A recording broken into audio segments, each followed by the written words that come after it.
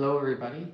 This is the Learn I to Teach webinar, Introduction to Blocks, Introduction to Courseware Blocks.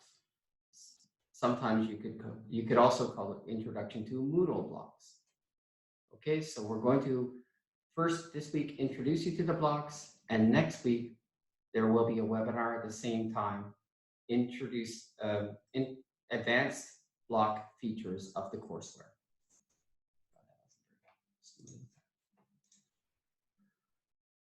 Okay, at this point, I'm sharing the screen, and to give you more real estate on this recording, I'm going to stop my video.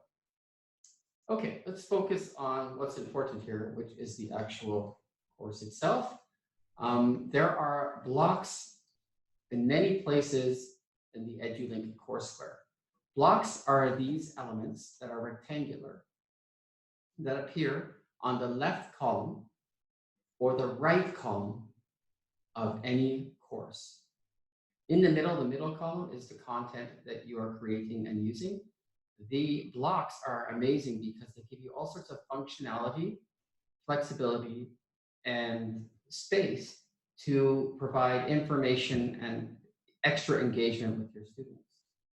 Okay, so at this point, I just want to make you aware that there are 4 places that you can find blocks in your courseware.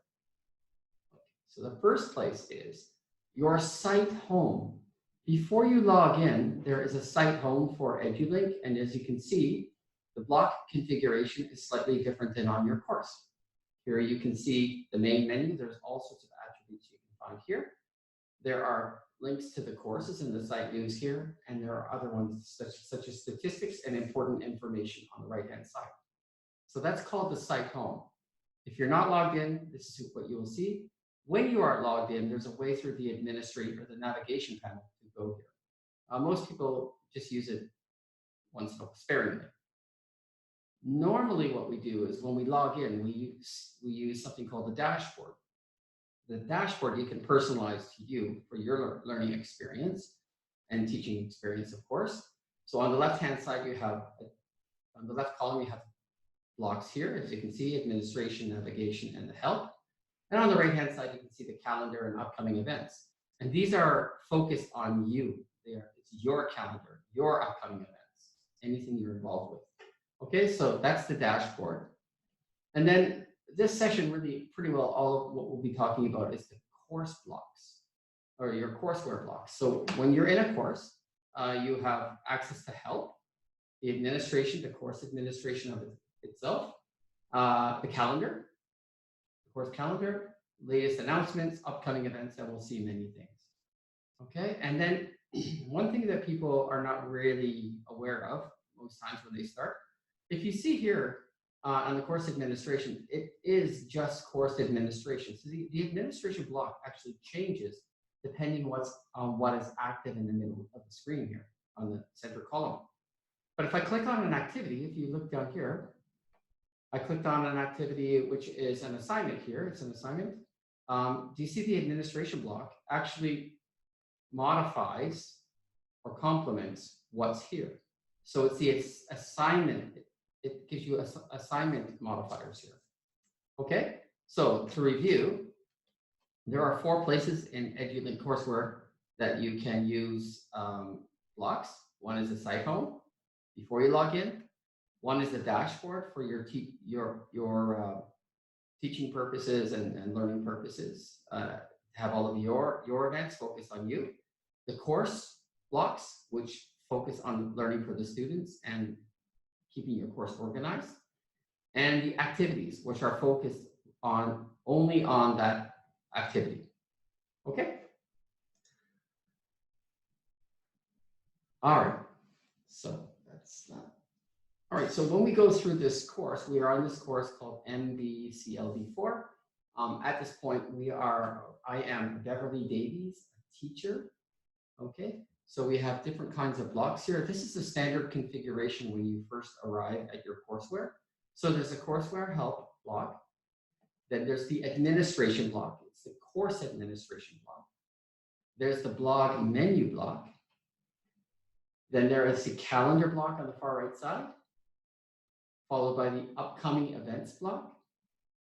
Then there is the latest announcements block, the people block, and the online users block.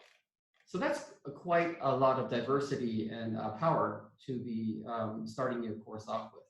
But after you go through this week and next week's webinar, you'll see that there's about 25 other blocks that you could probably use in different ways. Of course, you won't use all of them, but you might use some of them to enhance your course or make things happen. And sometimes you want to park or hide a block, or you want to hide and show a block depending on the unit you are in. So we'll see all of these options now. I'm going to demonstrate pretty well everything you can do with blocks, the core things today. Okay. Okay, so let's just look at a block here. At this time, I'm going to focus on the calendar block. It's just a rectangular object. No matter what's inside, these attributes here in the top right-hand corner will be similar to most of the other blocks on the course. So if I click on to change things, normally what you want to do is click on Turn Editing On. And if you click on Turn Editing On, do you notice that there's two additional icons here? Just to review that, if I click on Turn Editing Off, you have just two icons. And these are basically hide and show, or dock and undock. So sometimes you don't want the students to see something on a block on the course. So for example, on the first day, maybe I don't want them to see the calendar for some reason. I would just click on this icon here to hide the calendar block. Okay. You can see a plus sign icon has taken over the negative sign icon. You can see this because you're the teacher, but the students would not be able to see this at all. It just disappears. And the good thing is that you haven't deleted it or destroyed it. You have just temporarily hidden it. If I want to show it to the students again, I can click here. Okay. And I think as Paul did in his webinar a few weeks ago, he showed us that you can dock these icons. So for example, if I'm doing an activity like, if I'm doing an activity like owning a home abroad, say. Oh, shoot. I shouldn't have done that because that's an assignment. Pardon me. Okay, for example, if you just want to see more of the center part of the screen, you can dock these calendars. So if I click on this left pointing arrowhead or chevron, I click on that, do you notice that the calendar icon, the calendar button is over here? And if I want to see the block, I just roll over and I have the calendar. Okay. If I want to get rid of, if I want to dock upcoming events, latest announcements, people, and online users, do you notice now that you have more real estate here for whatever you have in the middle of the screen? And all of these, the functionality of these blocks can be accessed by simply rolling over these buttons that appear on the left side of the screen. So I want to return all of these because I've done the activity I was going to do here. So if I go to the calendar, I click on the right pointing chevron or arrowhead, it's undock icon. I click, I do the same here. I'll do the same here. And I'll continue along until things are back to normal. Okay, so you can see that we're back to normal here. You have all of the blocks on the right-hand side. Okay, so sometimes, so that's the two icons you can use without turning the editing on. But if you want to do more function, if you want to have more functionality, you'll click on the Turn Editing On button. And everything will reappear. And the first icon, I think everybody knows, it looks like a four-headed arrow icon, 4 arrowhead icon. If I want, I roll over it, it says Move Calendar Block. It's the Move icon. So this is one way to move or reposition your blocks. So sometimes when I'm running a course, I like having the upcoming events block up here in the top right-hand corner. So when the students arrive at the page, this is more important to me for them to know what's coming up in sequence, okay? So there's a speaking assignment here. When they use the calendar, it's not as obvious. So although we still have the calendar available, this I think is easier for students to use. So all I did was simply move it up, right? The block up. Moving from the left column to the right column to the left column is entirely possible if I just gently roll over this icon here. Of course, for help block, it came here, and I don't know why, but I didn't have a good position there. And you see here, now I have the courseware help block on the right. Okay, I'm going to move it back. Do that same thing again where I didn't push it up high enough.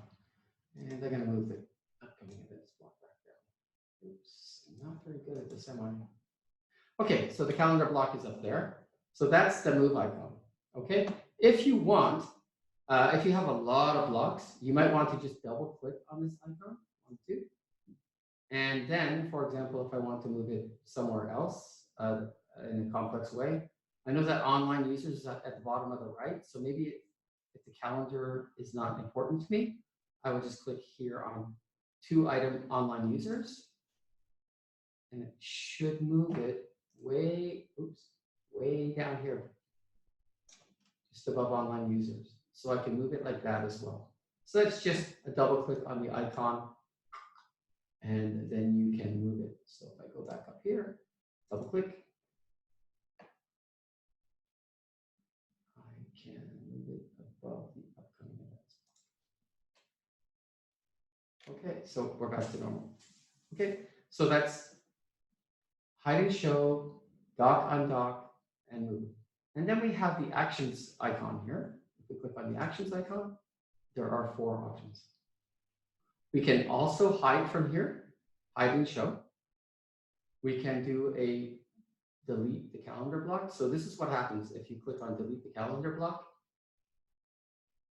You get a second chance, just in case. So in this case, I'm going to click on no.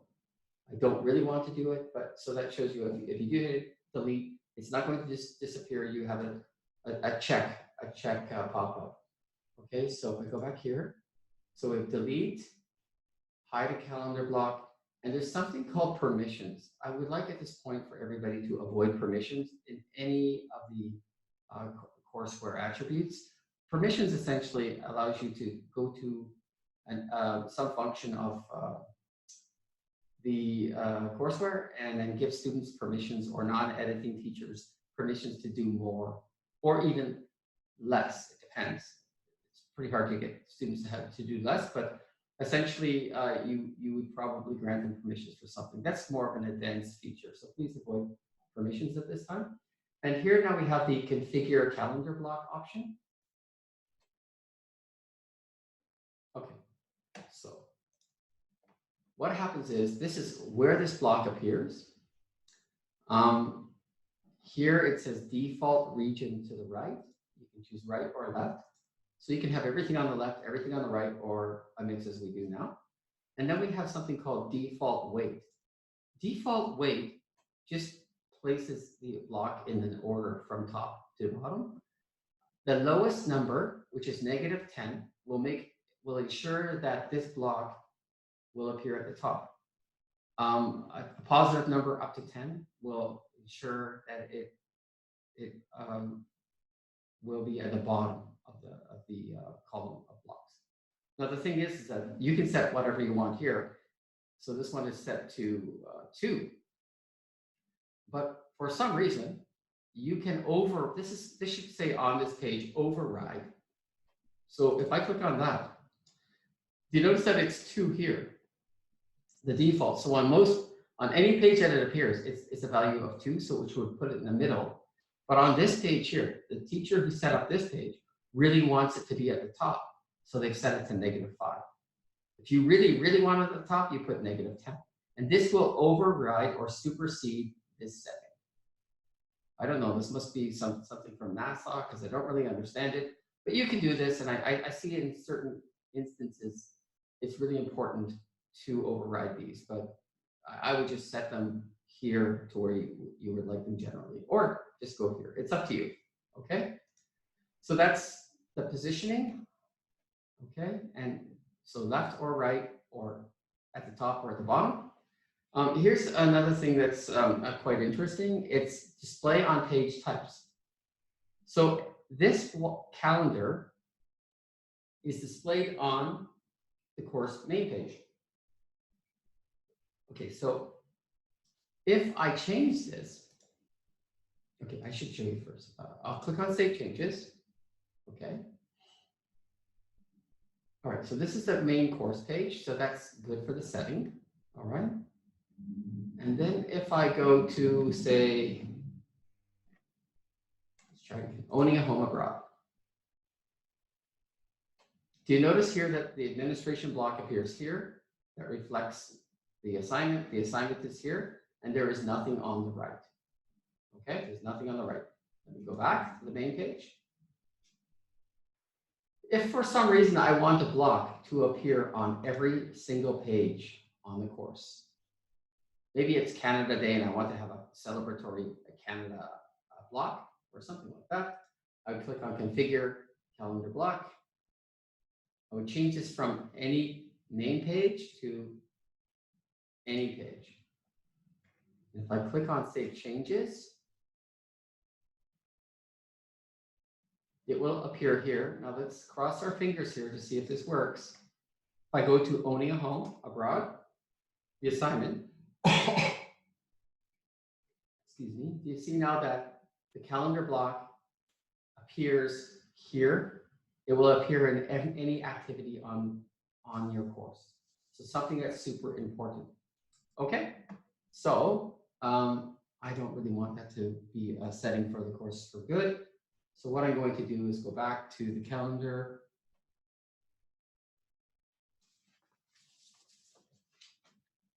And I'm going to click on the actions menu icon, the actions icon, configure calendar block. And I'm going to change this back from any page to any main page. And it will not appear everywhere because it does take up a lot of real estate. Okay. The terminology for that, it's called sticky blocks, S-T-I-C-K-Y blocks. That's a term that they use sometimes when you read Moodle help files. Sticky just means that it appears everywhere. Okay. All right. So there's one distinction I want to show you now that's not super important for today, but for next week. You see that here on the administration block, there are 4 icons, 1, 2, 3, 4. On the calendar block, there's 1, 2, 3, 4. On the upcoming events block, there's 1, 2, 3, 4. And these are hide show, dock undock, move, and actions icons. But if you look up here at the Courseware help block, there are only 2. 1, 2, there's move and actions. That is because it's something called an HTML block. An HTML block is what you will learn next week how to make. HTML blocks essentially allow you to open up an empty block and put any HTML code, such as embed codes from YouTube or Spotify, well, not Spotify, but you know what I mean. Like you can put widgets in these things, or you can type in a little bit about your picture and then a description of you or a description of your classroom or something like that. So you can make special blocks, custom special blocks using the HTML block feature. But because HTML blocks are not a standard feature of Moodle, they don't have the dock, undock, and the hide and show functionality here. But they still have them here. Okay, they're just missing the icon. So if you're wondering why they are not here, it's because they are HTML blocks. And we'll talk a lot about that next week. All right, so here we are. You're saying, wow, I've heard that you've said that there's a whole bunch of these blocks. How do I find them and add them? So it's pretty simple. You open up your courseware and you look at the turn editing on button and you click on it. And the editing icons appear, as you know now. And if you go all the way down to the bottom left-hand side of the page on the bottom of the left column, you'll see a new block appears. It's called Add a Block. If you click here on the drop-down menu, check out what happens. You have the activities, activity results. There's all sorts of new feature functionality that you can add to your course. So I want to show you one called the activities block. So here we go. Activity. Oh no, I pressed the wrong one. Oh, it's terrible. Okay, so I pressed the wrong one, and here it comes. It's called the activity results block. I don't really want to have this block on my course. So all I have to do now is I have to click on the actions icon.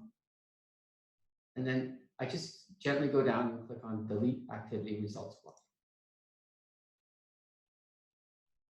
And I get the confirmation question. I say, yes, I want to delete it. And let's see, it's gone. Awesome, excellent, excellent. Okay, let's get back to real business here. We want to add a block. So I want to show you something called the activities block, just for the heck of it. And remember, this is a standard block. It works beautifully with Moodle. So, where did it go? They usually place them at the bottom of the left column. Okay, so there it is. It's called activities. So we know that in the courseware, the EduLINC courseware, you can have all sorts of different kinds of functionality: assignments, choices or polls, databases, forums, glossaries, lessons. So all of these kinds of activities are interspersed or are in the main column of the activities that you've brought into your course. So I'm really curious about the score packages associated with this course. So what I can do quickly is, instead of scrolling up and down through all of these score packages, I can click here. And look, there's a whole listing of them for the course itself. Okay, and you can click there and see them. Okay, so that's a good reason to use the activities block. But at this moment, I don't really need. We're deviating from what we're supposed to be doing, so I'm going to go back to the course homepage and go back to this activities block. Sometimes you make an assignment and you place it. You're sure you place it in the course, but you can't find it. Then you can click on assignments and locate your assignment. Okay, but for me right now, I don't really need the activities because I'm not going to be teaching this course for maybe 2 months. So what I want to do is I want to delete it. So I click on the actions icon, delete activities block, and I confirm.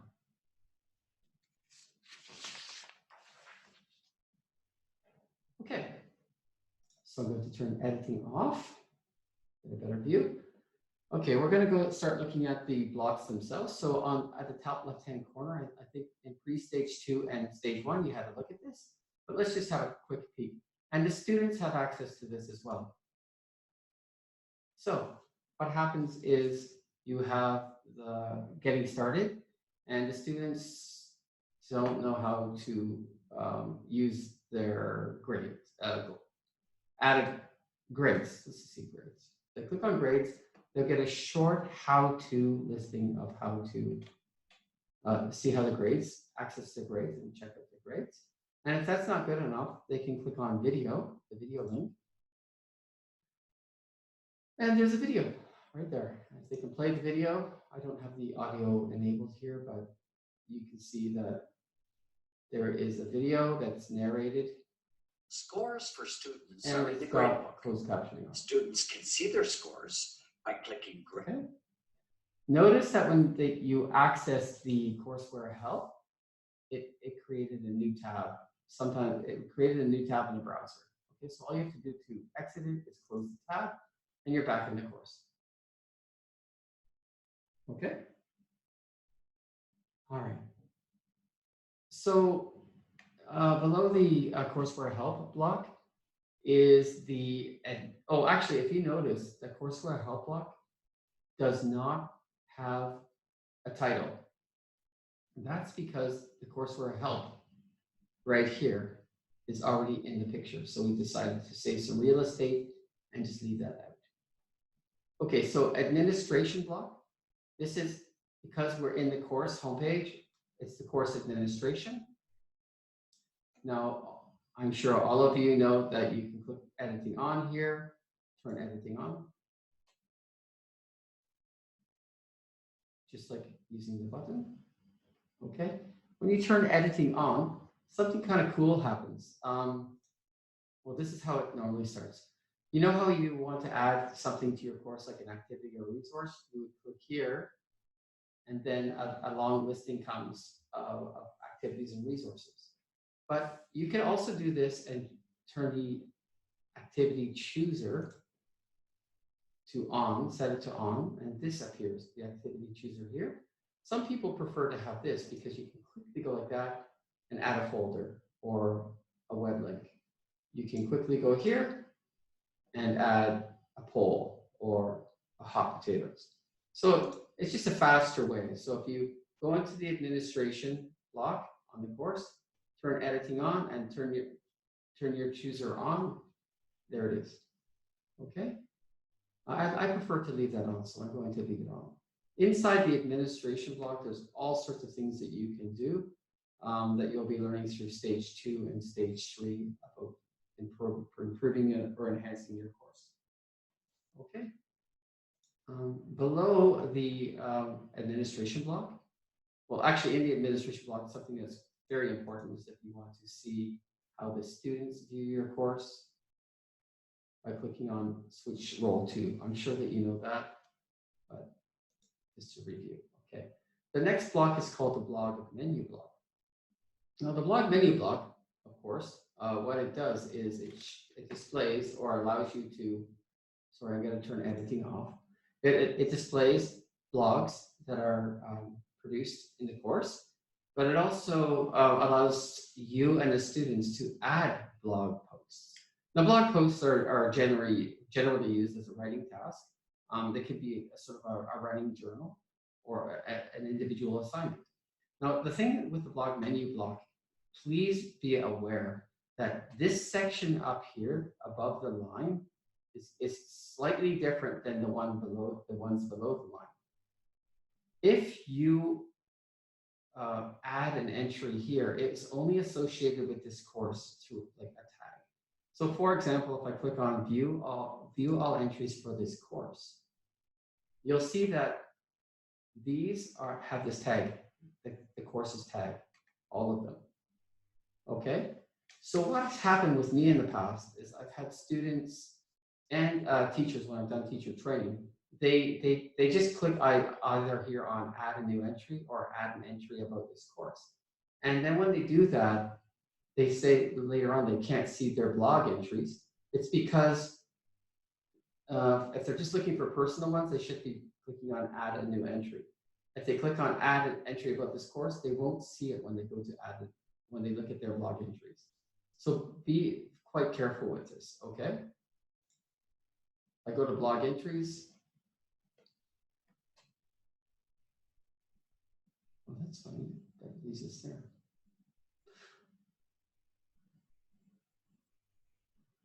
I think maybe I added that tag later. So anyway, essentially make sure that when you go back, when you assign blog entries for your students, please try to have them do it on add a new entry, not add an entry about this course. Okay. All right.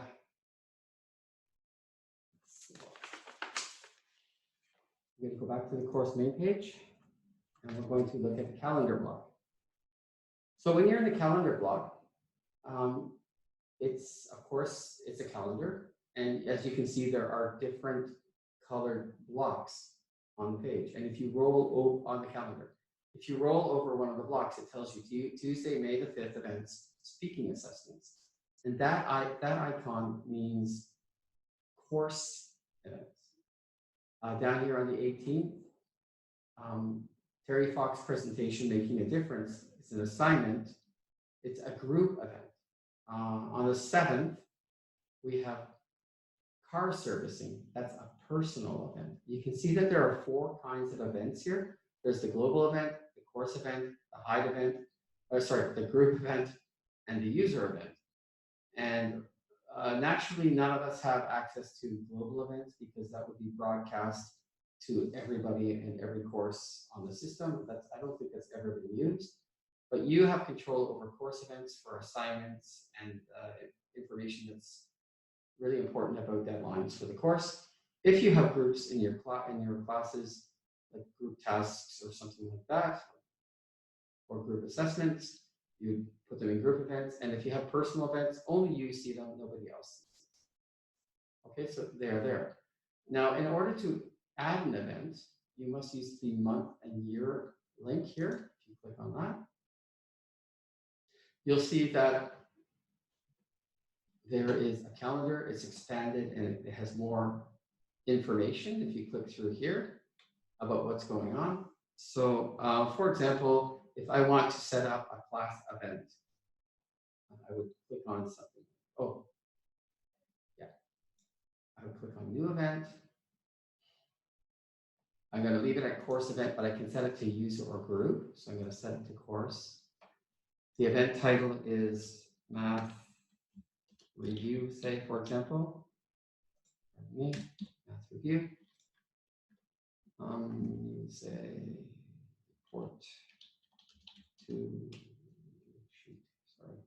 report to the gym for the math review lecture after lunch. So down here, let's say would it be maybe 11th? We will set the time to 1:10 in the afternoon. If you want to make sure that it's a weekday, yep, there it is. I click on the calendar icon. It's a weekday. Okay, the duration. Let's not kill the students here. Let's make it 40 minutes, 30 minutes. Let's go 30 minutes. And it's not a repeated event, so we won't do anything here. And click on Save Changes. There it is. It's a course event. The title is Math Review. It's going to be in this course only. There's the timing. There's the message. Okay. And then we can go back to the main page. And you can see it is right here. Monday, May 11th, Math Review. And if the students want to click through, they would just click here to get more information. Okay. All right. So the next block we're going to look at is called the upcoming events block. Now the upcoming events block is actually related to the calendar. It reads things, events from the calendar, and it pushes them into this block. 2 numbers that you really should know if you're going to use the upcoming events block. The first one is 6. The upcoming events block will present to you the next 6 events that are coming chronologically towards you. So just remember that it's set up in the system as 6. I don't think teachers can override that. And also, if you're having a light month with activities or events, it will look up to 2 months forward into the calendar to see what's going on. Okay?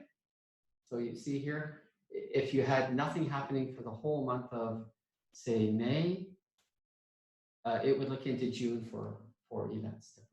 Okay, I find the upcoming events block is very useful, especially for online learning. So one thing is you can see here that this is a course event on the calendar. This is personal, course, group. Oh, what's that?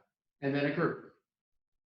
This is an assignment from the course. So you can actually set an assignment date, and it will come into the upcoming events block. Okay.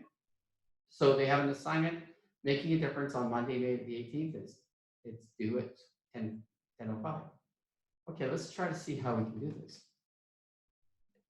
First of all, to edit anything in the main column, you have to turn the editing on.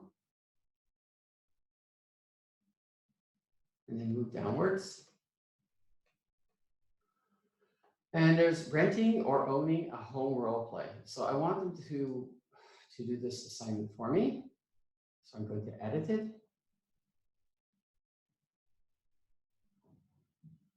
Now that was not in the role, that was not in the listing as we saw just now.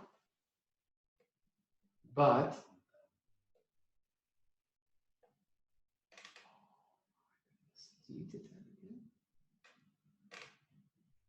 sorry, that's a page. I hit the wrong. Excuse me. I hit the wrong. That was not an assignment. Sorry, it's owning a home abroad. Sorry, I click on this one was making a difference on May the 18th. So let's see, owning a home abroad assignment. Pardon me. Click on edit and edit settings. If I go downwards, you'll see there's an availability option under the assignment. And do you notice that this one was not in the upcoming events? It's because the upcoming events does not read the start date, it only reads the due date. So if I enable the due date and I make it, say, the 20th at, I don't know, 10 a.m. Okay, so May 20th, and I enable the due date and publish this. Let's see what happens if it gets read by the upcoming events block.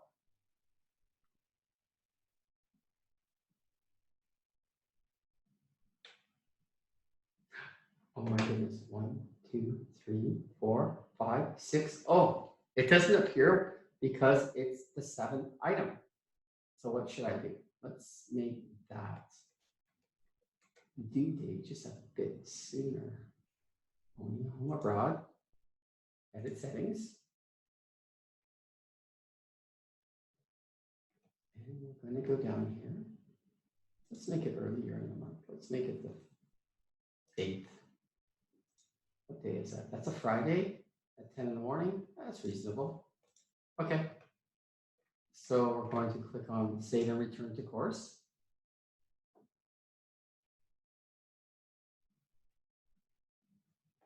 And you see now it appears in the upcoming events block here. So it's the due date on an assignment will appear in the upcoming events block, which is very, very handy. Okay. All right, so the next block we're looking at is the latest announcements block. The latest announcements block is really, really important if you are broadcasting news to your students through your Moodle course. Of course, because we're online, teaching fully online now, this is quite important. So normally the latest announcements come from this place here called the news forum. I'm going to turn editing off so it looks like it's a bit clearer. So in the news forum, teachers can input forum postings that are really made to be broadcast to the students and other teachers possibly to give them just news or information. So if I click in the news forum, there's an issue with car parking and there's an issue with course books from the teacher. Remember, students cannot add to this forum. They can't put anything. So this is essentially all of the threads are started by the teachers. The students can reply to them, but they're created by the teachers, which is you. So students should park in lot D, and that's the news. But here's the issue with the news forum. If you put your news here, the students really don't look for it or see it. They ignore most of this, really, when the course gets going. So that's why it's a good reason. It's a good reason to have the latest announcements. They can look and say, "Oh, she wants me to read something here," or read something about course books, and there they can read it here. Okay. So that's a reason why news forum is important. Our latest announcements block is important because it gives it sort of amplifies the news that you want to share out with your students. Okay, the second last block we're going to look at is the people block. Now the people block has one link. It's called participants. Inside, okay, so what I'm going to, this is a great example. Do you see how this is cut off here? I'm going to dock these icons, these blocks. Now you have more real estate here. So in here, this is a very good feature for you. If you have multiple courses, you can click here and you can actually see the participants of other courses. So you can manage your participants from other courses here as well. You can find out, just show the students, or you can just show the teachers, or you can show everybody. Okay, you can search for students by first name, last name. Well, in your courses, that's not a big deal, but if you have 10 courses, that is a big deal. Okay, and of course, you can sort them by first name or last name. You can sort them by city, town, all of these things. Now, just remember that when the students actually look at the people block, they cannot see each other's addresses. Okay, that's the default. And students can also, in their profile, uncheck share your email. I think it actually it defaults like that. So they can hide their email from you as well. But in the participants block, they can't see this. So for privacy, it's okay. Over here, you have the brief list and then users details list. And in here, this is quite good because essentially, for example, say Ahmed, I want to know about his blogs. If I can click here, it will go to his blogs. If he's made any notes to himself, right? Or course notes or site notes, they appear here. Okay? These are not designed to be writings, they're just notes about what's going on in different parts of the shoot. Okay, so I'll go back to the people block. Ooh, it's over here now. See? It's been docked, participants. And here, this is something that you might want if you have a student and you want to know if they've been attending the course or what's going on. You click on activity. And you can see that he was very active these 2 days, but really not before that. And look at this information. It tells you who's been doing what on your course. Okay, so Ahmed has been here. He was looking there. Okay, but mostly it's you on the course doing the information. So you can actually, you can be doing many things, looking for the data in here. And just seeing what's going on. So that's through the people block. Okay, so I want to make the course look normal again. So I will dock these back, or undock them, pardon me. Undock the blocks. Okay, so the last thing is the online users block. The online users block is good to see who's been on recently and who is on now. So especially as an online teacher, you want to see at a quick glance who's actually on the course before you start a section or start the class or start an activity. Okay, and if they're not on, then you can be proactive and find them and email them or contact them somehow to make sure that they know that there's a class in session. Okay, so that's most of the blocks. Okay, so when you're here, these are the course blocks. If we click here on the dashboard, this goes to your personal dashboard. So you can see here on your personal dashboard, you can customize this by clicking on Customize Displays to make it better for you. So there's a Courseware help if I need it. There's the dashboard navigation. And really the big thing here is my courses. The calendar, of course. The upcoming events that are related to you. So do you notice that there's no group settings here because you're not in a group? Also down here, there's something that's pretty cool. It's called private files. So if I want to have if I want to have files that I use or access a lot, I can click on Manage Private Files, and I have these files that I can add here directly, and then use them within the course. Okay, through the file picker. At the bottom, this is the messaging functionality in the messages block. You can click on here, and I don't really use the messages with Beverly. I don't really have a lot of contacts with her yet. So I can search for people Let's see, John is here. Yeah, there's John Allan. I can add him as a contact. Right, and there's all sorts of things here. Okay, so you can participate by messaging within the EduLINC system. And also there's no badge, we're not going to talk about badges today, but if you had badges, they're down here. I'm going to be talking next week about something called the Level Up block, which is another system that we built. If you put that block into your course, it automatically gives you a badging system, which you might be interested in. So on going back to the navigation block here on the dashboard, if you want to look at Site Home, remember I said that you can go to the original space while you're logged in. If you click on Site Home, you are logged in, but this is the EduLINC first screen that you can find all sorts of information.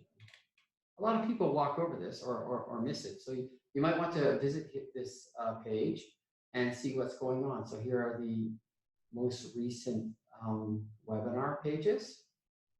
Okay, and there's all sorts of information here. Okay, let's go back.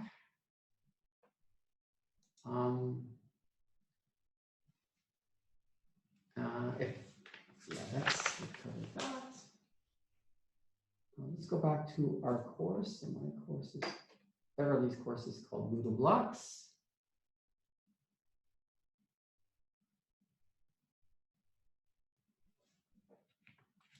And here we are, we're back. So that's the basics of blocks for the courseware. If you're interested, next week at the same time on, I believe it's May 8th at 12 o'clock Eastern Standard Time, we're going to have advanced blocks. So you'll learn how to create HTML blocks. And we're going to go through 5 different kinds of blocks that give you some pretty cool functionality to your course. Okay, and remember, if you put a block in and you don't like it, you can either delete it or hide it. Okay, they're non-destructive. They don't do anything bad to your courses. So thank you very much for listening. And I will be happy to take your questions through John Harold Allan @gmail.com. You can reach me through the Learn IT to Teach portal page as well. And I'm a mentor to quite a few of you. So I'm looking forward to working with you on this and hopefully seeing you next week. Thank you. And I should just give you a wave. Bye-bye. Thank you very much. See you soon. And good luck.